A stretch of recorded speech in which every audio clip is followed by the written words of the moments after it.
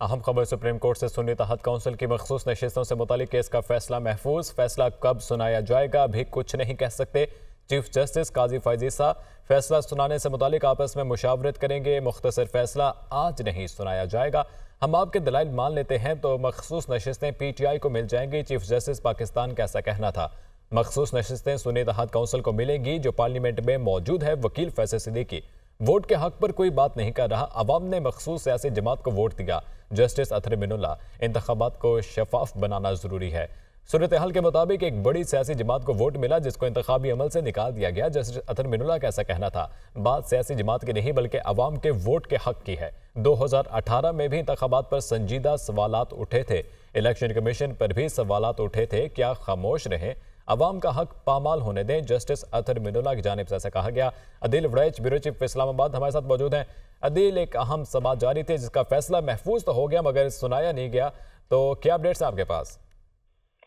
देखिए, जो chief justice ने कहते हुए ये जस्टिस दिया कि देखेंगे कि ये जो मुख्तसर फैसला है मखसूस नशिस्तों से मुतालिक ये सुनाया जा सकता है या नहीं सुनाया जा सकता, अभी कुछ नहीं कह सकते। लेकिन अदालती अमले ने बहरहाल ये बता दिया कि आज फैसला नहीं सुनाया जाएगा। उसकी बुनियादी रीजन ये है कि बेंच बड़ा है और इस गए और रिमार्क्स दिए गए उसमें बहुत ऐसे मुख्तलिफ डायरेक्शन में होने वाले सवालात और रिमार्क्स थे जो बता रहे हैं कि इसमें बज़ाहिर कंसेंसस नहीं है और ये फैसला कंसेंसस से नहीं बल्कि इसमें बहुत सी चीजों पे इख्तिलाफ राय सामने आ सकता है। ऐसे में ये मामला के ये जो नशिस्तें सुन्नी तहत काउंसिल को मिलेंगी या नहीं, इस वक्त सबसे ज्यादा अहम सवाल ये है कि क्या ये नशिस्तें जो हैं ये हुकूमती इत्तेहाद को मिलेंगी या नहीं, क्योंकि उसका आने वाले दिनों में पाकिस्तान की सियासत पर एक बहुत बड़ा इम्पैक्ट है। बहुत बड़े फैसले जो हैं वो इस चीज से मशरूत हैं। 2/3 अक्सरियत का मामला है, आइन में अमेंडमेंट करने की पावर्स का मामला इससे जुड़ा हुआ है। तो बुनियादी तौर पे सुन्नी इत्तेहाद काउंसिल को नशिस्तें मिलेंगी या नहीं से बड़ा सवाल इस वक्त ये है कि क्या हुकूमती इत्तेहाद को ये नशिस्तें मिलेंगी या नहीं मिलेंगी। लेकिन इसमें जो मोअज़्ज़ज़ जज साहिबान की जानिब से सवालात उठाए गए वो बड़े अहम सवालात थे।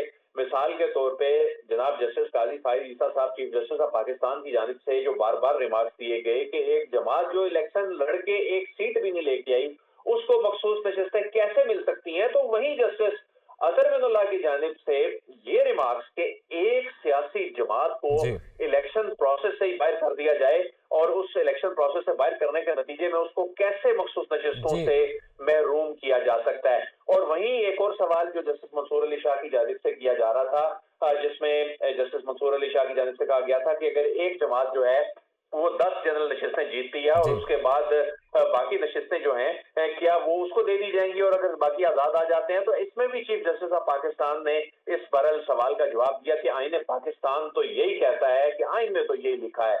तो बहरहाल आज तक इस तरह के जो बड़े केसेस हैं इन बड़े केसेस में हमने देखा कि जो चीफ जस्टिस साहिबान होते हैं आमतौर पे वो माइनॉरिटी में जाते दिखाई नहीं देते।